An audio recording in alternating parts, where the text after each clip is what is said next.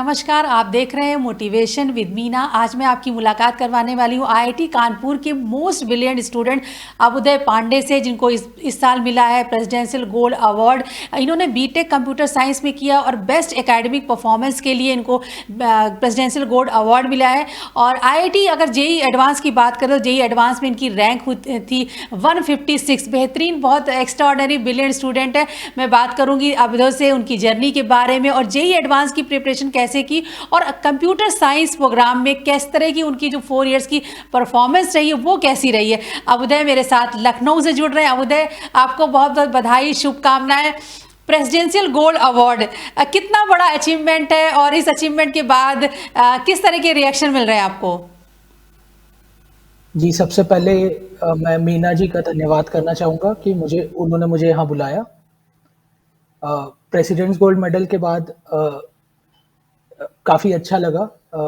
खासकर प्रधानमंत्री जी ने वो अवार्ड दिया इस बार आके कॉन्वोकेशन में हमारे, और इससे हमारी जिम्मेदारी थोड़ी और बढ़ जाती है कि भविष्य में हम और ज़्यादा कंट्रीब्यूट करें। बीटेक में आपको प्रेसिडेंट गोल्ड अवार्ड मिला, अभी आप प्रेजेंटली क्या कर रहे हैं और अब आगे का क्या आपका ड्रीम है? जी, मैं टावर रिसर्च कैपिटल एक कंपनी है जिसके हेडक्वार्टर्स न्यूयॉर्क में है, इंडिया ऑफिस उसका गुड़गांव में है, और मैं अभी वर्क फ्रॉम होम अपने घर से कर रहा हूँ वहाँ पे। मेरा भविष्य का प्लान ये है कि मैं इंडस्ट्री में ही रहूँ, इनोवेशंस करूँ, टेक्नोलॉजी में कंट्रीब्यूट करूँ, और और लॉन्ग टर्म फ्यूचर में मैं लोगों के लाइफ में इम्पैक्ट ला पाऊँ। अभुदय, आपको प्रेसिडेंशियल गोल्ड अवार्ड मिला।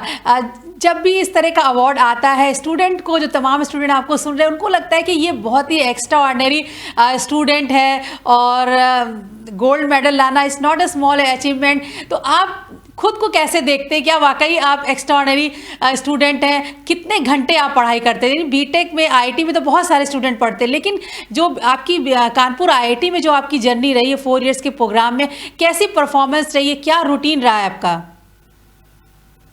जी, आईआईटी कानपुर में आके जो मुझे पढ़ाई का माहौल मिला, वो अभी तक 12वीं क्लास तक जो माहौल था उससे काफ़ी अलग था।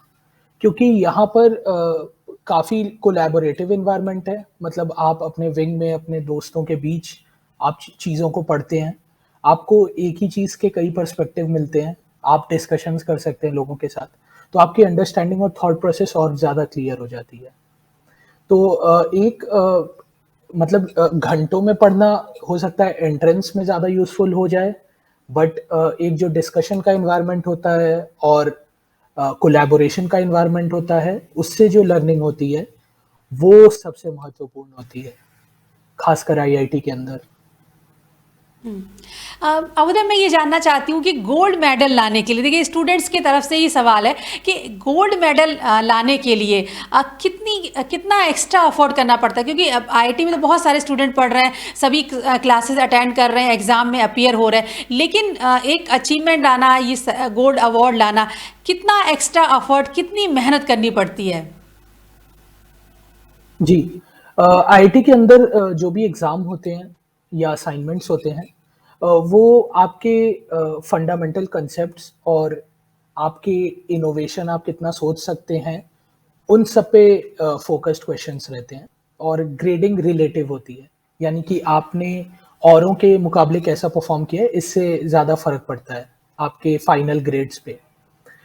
तो मैं समझता हूँ कि क्योंकि थ्रू आउट अगर कोई केवल अच्छे से अपने कंसेप्ट्स बिल्ड करे और कंसेप्ट्स अप्लाई करना सीख ले, तो केवल उतनी ही ज़रूरत होती है अच्छे ग्रेड्स के लिए, और वही ग्रेड्स फाइनली आपको प्रेसिडेंट्स गोल्ड मेडल या कोई भी एकेडमिक अवार्ड दिला सकते हैं।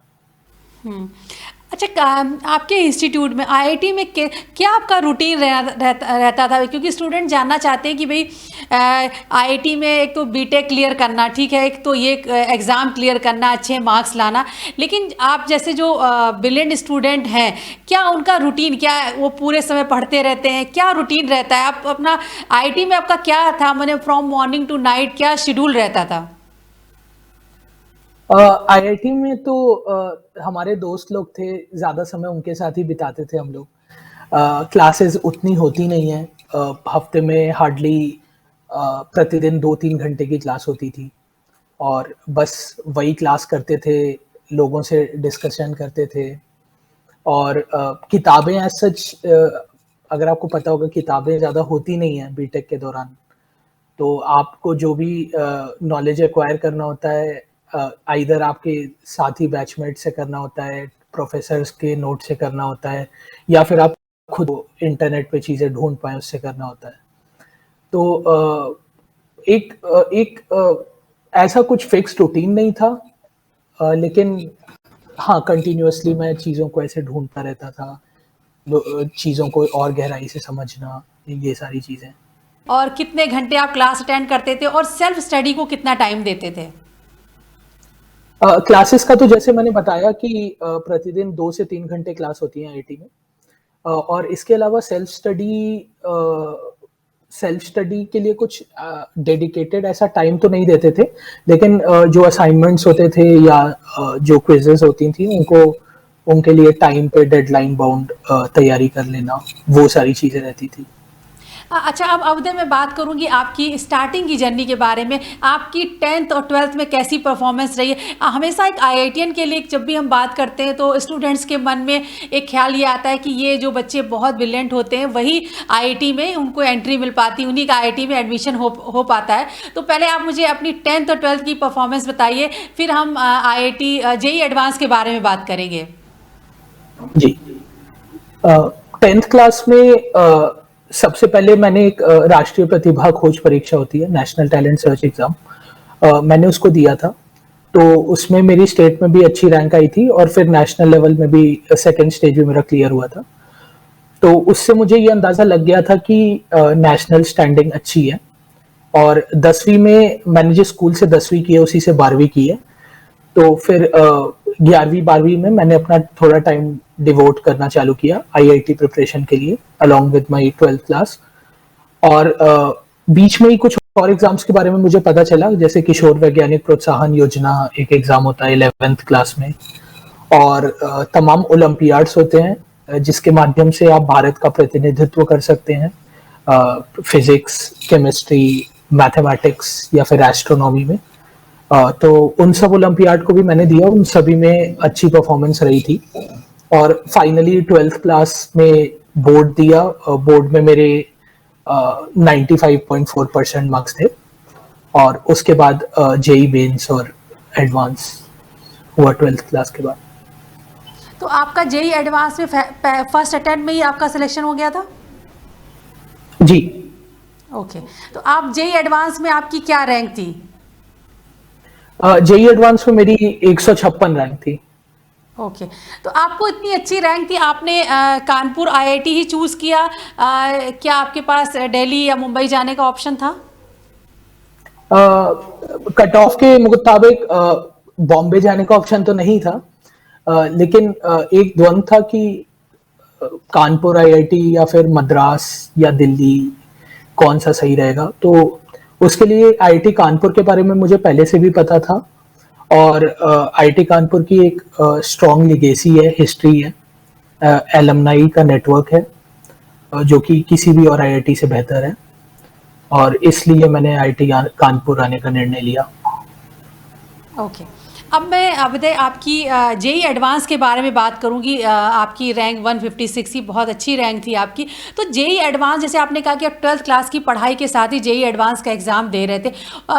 जेईई एडवांस के बारे में बताइए। बहुत सारे स्टूडेंट्स जेईई एडवांस क्लियर करने का उनका ड्रीम होता है, आईआईटी वो आना चाहते हैं। तो जो 3 सब्जेक्ट होते हैं यानी फिजिक्स, केमिस्ट्री और मैथ, ये 3 सब्जेक्ट को लेके क्या स्ट्रेटजी होनी चाहिए और आपकी क्या थी, आपका क्या रूटीन था? तो पहले आप 3 सब्जेक्ट के बारे में, मैथ कैसी आपकी रही और आपने कैसी प्रिपरेशन की है, कौन सी बुक पढ़ी है और जो आज स्टूडेंट आपको सुन रहे हैं उन्हें कौन सी बुक पढ़नी चाहिए? जी, फिजिक्स, केमिस्ट्री, मैथ्स जो आप 3 सब्जेक्ट बता रही हैं इसमें पहला ध्येय मेरा यही रहता था कि जो एनसीईआरटी की किताबें हैं जो 11वीं 12वीं के कोर्स में यूज होती हैं उनको पहले मैं पढ़ता था, उनके प्रॉब्लम्स को सॉल्व करता था।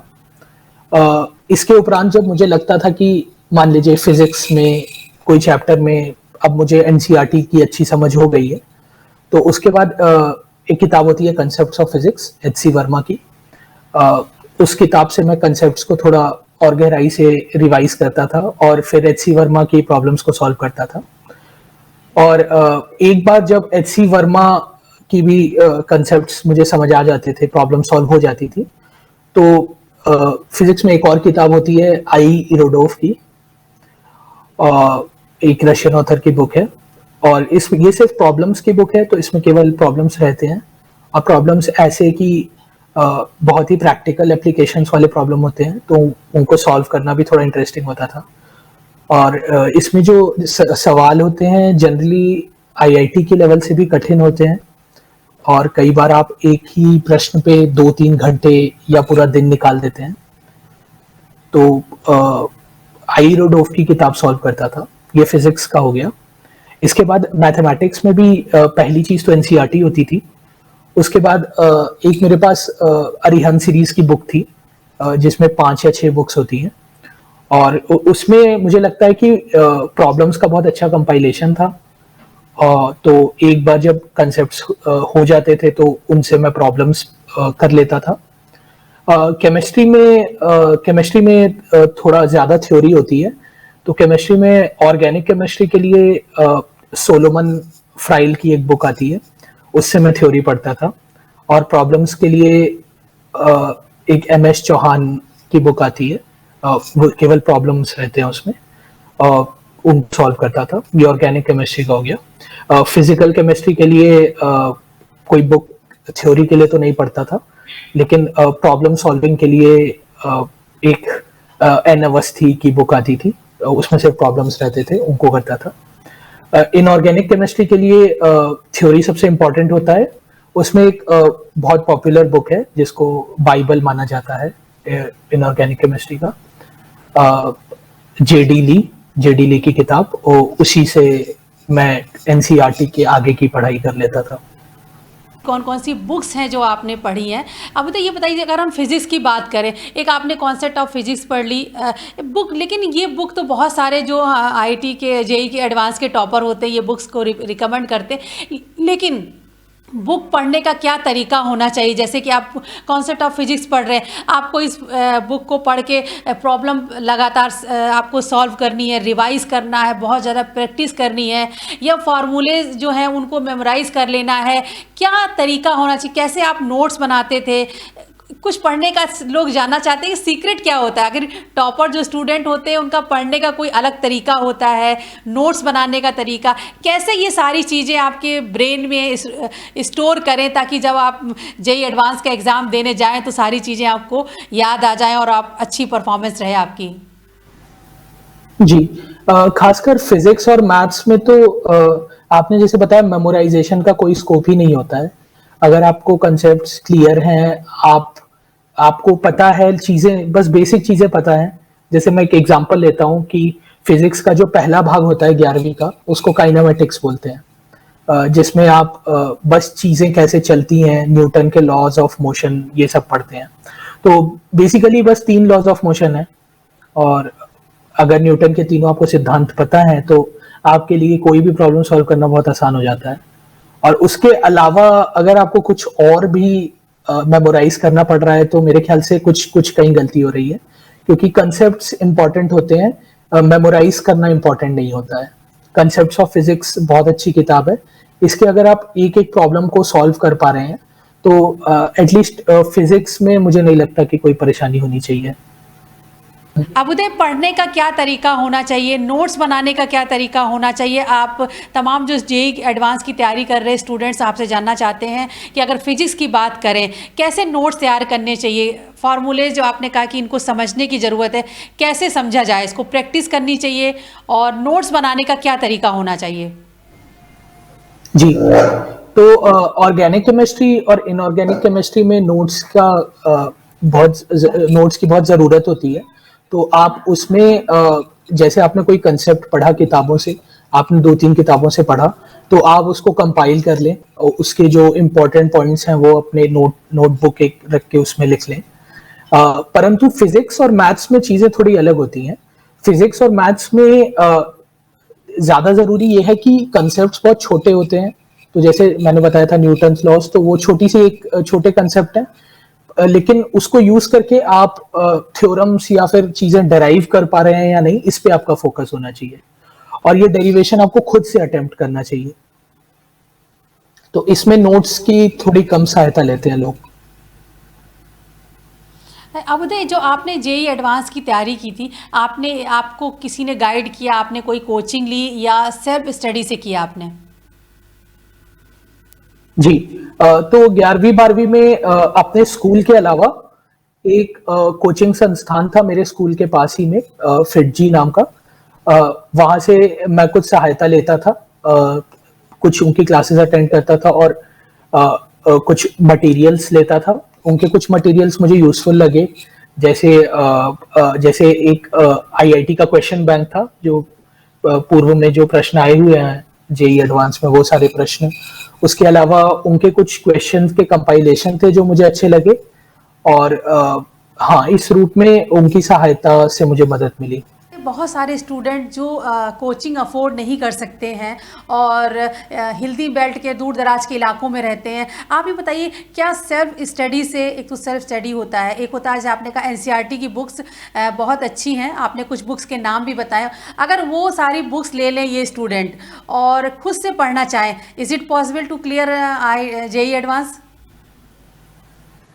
मुझे लगता है कंसेप्चुअल लेवल पे तो आप बिल्ड कर लेंगे चीजें, परंतु मान लीजिए आप किसी सवाल में अटके या आपको डाउट क्लियर करना है, तो उसमें दो ही ऑप्शन आपके पास बचते हैं। या तो आपके आसपास अच्छे लोग हैं, पीयर ग्रुप आपका अच्छा है, तो आप उन लोगों के पास जा सकते हैं कि मुझे ये डाउट है, उसको हो सकता है किसी और प्रश्न में डाउट हो, और आप लोग एक दूसरे का डाउट क्लियर कर दें।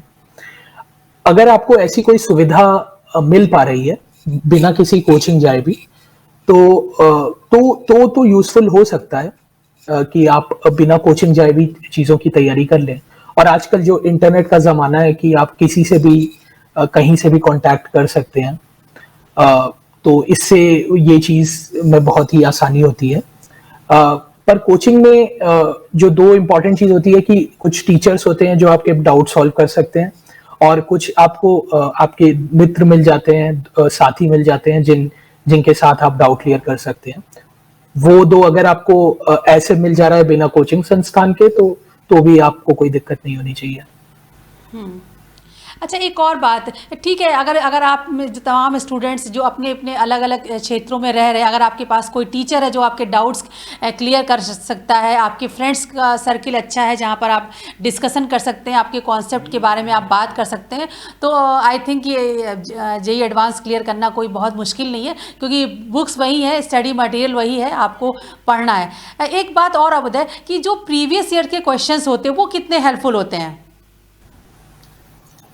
प्रीवियस ईयर के क्वेश्चंस बहुत यूजफुल होते हैं, क्योंकि उससे आप पता कर सकते हैं, एग्जैक्टली गेज कर सकते हैं कि आपसे एक सवाल हल हो रहे हैं या नहीं। और अगर आपसे पिछले सालों के ही प्रश्न हल नहीं हो रहे, तो आपको पहले ही पता लग जाता है कि शायद अभी उस लेवल की तैयारी नहीं हो पाई है। और अगर आसानी से हल हो जाते हैं तो उससे काफी कॉन्फिडेंस आ जाता है कि आप प्रॉब्लम सॉल्व कर लेंगे जो भी आप पे आएगा। हालांकि प्रश्न हमेशा जेई एडवांस में नए आते हैं, तो वैसी कोई गुंजाइश तो नहीं होती कि आपने पुराना सवाल हल कर लिया तो अब आगे भी वहीं से आ जाएगा, परंतु आपको कॉन्फिडेंस बिल्डिंग, आपके कंसेप्ट्स चेक करने में बहुत सहायता होती है। एक और बात उदय, क्या जैसे जो भी इस तरह के कॉम्पिटिटिव एग्ज़ाम होते हैं, चाहे वो जेई हो या फिर नीट हो, इसमें एक होता है कि आपने पढ़ाई तो बहुत अच्छे से कर ली, लेकिन एग्जामिनेशन हॉल में आपकी क्या परफॉर्मेंस है। कई बार बहुत अच्छा पढ़ने वाले बच्चे भी वहाँ पे अच्छा डिलीवर नहीं कर पाते, क्योंकि मान लीजिए आपका टाइम मैनेजमेंट ठीक नहीं है, आपके कुछ क्वेश्चन छूट गए और आप हड़बड़ी में कुछ आपने गलती कर दी, तो नेगेटिव मार्किंग बहुत ज़्यादा हो गई, तो फिर आपका ओवरऑल रिजल्ट ख़राब हो जाता है। तो आपके अकॉर्डिंग जो एग्जामिनेशन हॉल में आपकी अच्छी परफॉर्मेंस रहे, तो उसमें एक टाइम मैनेजमेंट और स्पीड मेंटेन करना कितना इंपॉर्टेंट आप मानते हैं? जी हाँ, बिल्कुल।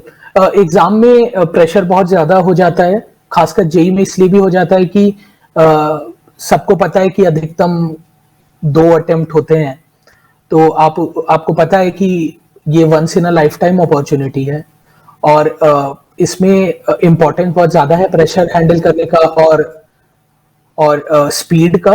तो उसके लिए दोनों की काफी आवश्यकता होती है। दोनों को एक्वायर करने का मुझे लगता है एक ही तरीका है कि आप अधिकतर प्रैक्टिस पेपर सॉल्व करें। प्रैक्टिस पेपर आज के डेट में काफी सारे उपलब्ध हैं। आप पिछले सालों के जेई मेन एडवांस के पेपर ले सकते हैं, या तमाम ऐसे प्रैक्टिस पेपर आपको इंटरनेट पर भी उपलब्ध हो जाएंगे। अगर आप किसी कोचिंग संस्थान या ट्यूशन एजेंसी से जुड़े हैं तो मेरे ख्याल से उनके पास भी कुछ क्वेश्चन कैसे बैंक उपलब्ध होंगे, जिससे आप ज्यादा प्रैक्टिस कर पाए। और प्रैक्टिस को भी आप उसी वातावरण में करें कि मान लीजिए जेई एडवांस या फिर नीट की परीक्षा है, 3 घंटे का एक पेपर होता है, तो आप 3 घंटा निकाल के एक पेपर सॉल्व कर लें और घर में ही पूरे जेई जैसे वातावरण के साथ। तो आपको जेई की जब आप फाइनल जेई देने जाएंगे या नीट देने जाएंगे तो आपको माहौल काफी रिलेटेबल लगेगा। एक और बात अवधय, कि ये जो एक निगेटिव मार्किंग है वो बड़ा इश्यू होता है। बहुत सारे स्टूडेंट कहते हैं कि नहीं, अरे हमने इतने क्वेश्चन जो सही कर लिए थे बहुत इंपॉर्टेंट थे, वो सफिशिएंट थे कि हमें किसी आईआईटी में एडमिशन मिल सकता था, लेकिन होता है कि 10 क्वेश्चन या 20 क्वेश्चन थे, वो बाई चांस ऐसा हुआ कि कन्फ्यूज़न हो गई और वो गलत हो गए, फिर उससे निगेटिव मार्किंग ऐसी हो जाती है कि ओवरऑल रिजल्ट ख़राब हो जाता है। आपके अकॉर्डिंग जिन क्वेश्चंस में हमको डाउट होता है कि शायद ये गलत हो सकते हैं, क्या ऐसे क्वेश्चंस को अटेम्प्ट करना चाहिए? ये रिस्क लेना कितना सही होता है?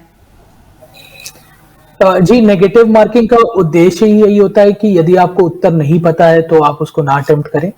और मुझे लगता है यही फॉलो भी करना चाहिए कि यदि आपको उत्तर नहीं पता है, आप बहुत भारी कंफ्यूजन में हैं, तो आप अटेम्प्ट ना करें उसको।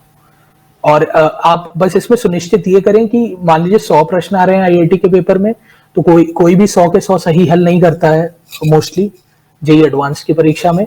तो आप अगर केवल 70 हल कर पा रहे हैं तो आप 70 सही हल करने पे फोकस करें और हार्डली 1 से 2 गलती करें, क्योंकि जो प्रश्न हल हो जाते हैं वो तो आपको सही उत्तर आ ही जाएंगे। और नेगेटिव मार्किंग में आपको किसी भी तरीके का गेस वर्क करने की कोई आवश्यकता नहीं है। राइट। एक बात और अवधय, जैसे देखिए ओवरऑल अगर आप जेई एडवांस की बात करें या फिर जो ओवरऑल आपकी आईआईटी कानपुर में आपका बीटेक का जो पूरा ये टाइम रहा है, आपने क्या एज ए स्टूडेंट आप क्या फील करते हैं कि जो सेल्फ स्टडी है, यानी आपके प्रोफेसर ने आपको जो क्लास में पढ़ाया, आपकी क्लास हुई वो पढ़ना, और इसके अलावा जो होता है खुद से आप पढ़ते रहते हैं, लगातार आप उसके बारे में सोचते हैं, डिस्कशन करते हैं और बार बार चीज़ों को समझने की कोशिश करते हैं। आप बताइए कि एज ए स्टूडेंट आपको क्या लगता है कि जो सेल्फ स्टडी है वो कितनी इम्पोर्टेंट है? सेल्फ स्टडी बहुत इम्पोर्टेंट है, क्योंकि सेल्फ स्टडी को मैं तो ऐसे समझता हूँ कि सेल्फ स्टडी में आप ही अपने आप के टीचर हैं और आप ही स्टूडेंट हैं, तो आप ही अपने आप को समझा रहे हैं वो चीज़ें। और जब आप इस साइकिल को रिपीट करते हैं, मतलब आप अपने आप को चीजें समझाने की कोशिश करते हैं, आप अपने आप से प्रश्न उठाते हैं, फिर आप उन प्रश्नों के समाधान के लिए सोचते हैं, नहीं मिलता तो लोगों के पास जाते हैं, तो ये साइकिल आप जितना बार कर लेते हैं आपको कंसेप्ट्स और ज्यादा क्लियर हो जाते हैं। सेल्फ स्टडी का तो बहुत इंपॉर्टेंस है। और मतलब थ्रू आउट, चाहे बीटेक लाइफ हो या फिर उससे पहले हो, मतलब जेई के प्रिपरेशन के दौरान सेल्फ स्टडी बहुत इंपॉर्टेंट फैक्टर रहा था। सेल्फ स्टडी से भी ज्यादा मैं सेल्फ एक्सप्लोरेशन पे फोकस करूंगा कि आप खुद से संरचना कर पाए, चीजें सोच पाए कि और कैसे आप प्रश्न बनाने का प्रयास करें कि इसमें क्या प्रश्न ऐसा बना सकता हूं मैं कि वो प्रश्न बहुत अच्छा लगेगा, और आप नए अप्रोचेस के बारे में सोचें। तो ये सब कुछ ऐसी चीजें हैं जो आपको शायद फोकस्ड रह के ना मिले, मतलब आप जब पढ़ाई कर रहे हैं तब ना मिले, लेकिन आपको कभी भी ये थॉट्स आ सकते हैं बैकग्राउंड में भी।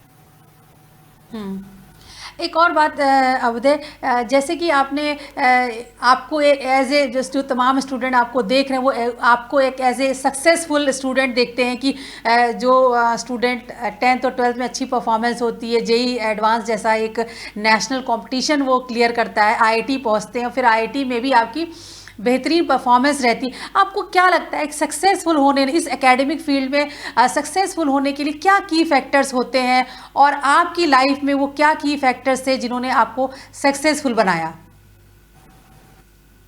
जी, मैं यही बोलता हूँ, मैं सक्सेसफुल होने का दिन-रात प्रयास कर रहा हूँ और अभी संभवतः सक्सेसफुल होऊँगा किसी दिन। उसके लिए मैं निरंतर प्रयास करता हूँ, रोज़ मेहनत करता हूँ, काम करता हूँ और मुझे लगता है कि अगर आप साल भर प्रतिदिन मेहनत करें, तो आपको रिज़ल्ट्स मिल जाते हैं। चाहे ये स्टूडेंट लाइफ़ की बात हो, चाहे इंडस्ट्री की बात हो या किसी भी जगह की बात हो। तो निरंतरता सबसे ज़रूरी चीज़ होती है। एक बात होती है कि सक्सेसफुल जो लोग होते हैं, एक होता है कि ऐसे आपने कहा आपको कंसिस्टेंसी बनाए रखनी है, आपको लगातार प्रयास करना है। अगर एक बार आपकी परफॉर्मेंस खराब हुई है तो ऐसा नहीं कि आपको रुकना नहीं है, आपको फिर आगे बढ़ जाना, तो लगातार आपको प्रयास करना है। एक होता है कि हार्ड वर्क है, कंसिस्टेंसी है और बहुत डेडिकेशन है, बहुत आपको फोकस रहना है कि नहीं हमें ये करना है और डिटरमाइंड भी रहना है, क्योंकि कई बार इस तरह के कॉम्पिटिशन्स में होता है कि आपकी अच्छी परफॉर्मेंस नहीं, देखो आपको डीमोरलाइज नहीं होना है। तो अगर आप ओवरऑल अगर आप पीछे मुड़ के देखते हैं, अगर अपनी जेई एडवांस की उस प्रिपरेशन के बारे में और आईआईटी कानपुर का जो 4 इयर्स के प्रोग्राम के दौरान आपकी परफॉर्मेंस रही है, एक कंसिस्टेंसी के अलावा और क्या ऐसी चीज़ें रही हैं जिन्होंने आपको अभी तक सफलता दिलाई है? जी, कंसिस्टेंसी के अलावा मुझे लगता है कि अगर आप का कोई फेलियर होता है, आप कुछ चीज़ें गलत करते हैं, तो आपको उस पे अध्ययन करना चाहिए। अक्सर हम लोगों का एटीट्यूड ये रहता है कि मान लीजिए कोई मॉक टेस्ट हमने सॉल्व किया जेईई एडवांस के दौरान और वो मॉक टेस्ट में अच्छा मार्क्स नहीं आया, तो हम सोचते हैं कि अब इस पेपर को हटाओ, अब अगले पे ध्यान देते हैं। तो उस स्टेज पे मुझे लगता है ज़रूरी ये होता है कि आप रुकें, फिर से विचार करें कि शायद कहाँ गलती रह गई, उन गलतियों को आप लिस्ट करें, उन सारी गलतियों पे आप एक्शन लें और उसके बाद आप आगे बढ़ें। तो अपने आप के साथ ट्रुथफुल होना, अपनी सीमाओं को अच्छे से जानना और उस पे मेहनत करना, वो भी एक इम्पॉर्टेंट फैक्टर होगा निरंतरता के अलावा। ओके। अच्छा, बस चलते-चलते अभ्युदय, आपने बहुत अच्छी जानकारी दी, बहुत सारे आपने बुक्स के नाम बताए, पढ़ने का तरीका आपने बताया। बस मैं चाहती हूँ कि चलते-चलते जो तमाम स्टूडेंट होते हैं उनको लगता है कि जो सक्सेसफुल कैंडिडेट होता है उसके कुछ सीक्रेट्स होते हैं। तो बस मैं चाहती हूँ चलते-चलते 2-3 फैक्टर जो आप हमारे तमाम स्टूडेंट्स आपको सुन रहे हैं, आप उनको बताएँ कि सक्सेसफुल होने का या टॉपर बनने का, गोल्ड मेडलिस्ट होने का क्या सीक्रेट है आपका? इसका सबसे बड़ा सीक्रेट तो यही है कि इसका कोई सीक्रेट नहीं है। चीज़ें बड़ी खुली सी हैं। मैंने जैसे बताया कि जो 2-3 फैक्टर हैं, अपने साथ ट्रुथफुल होना, निरंतरता बनाए रखना और किसी भी अपने फेलियर का अच्छे से अध्ययन करना, उस पे विचार करना और उस पे एक्शन लेना। तो अगर ये सारी चीज़ें आप लगातार कर रहे हैं, तो केवल प्रेसिडेंट्स गोल्ड मेडल ही नहीं, कोई भी चीज़ आप कर रहे हैं उसमें आपको सफलता मिल जाएगी। थैंक यू अभ्युदय हमसे बात करने के लिए। धन्यवाद।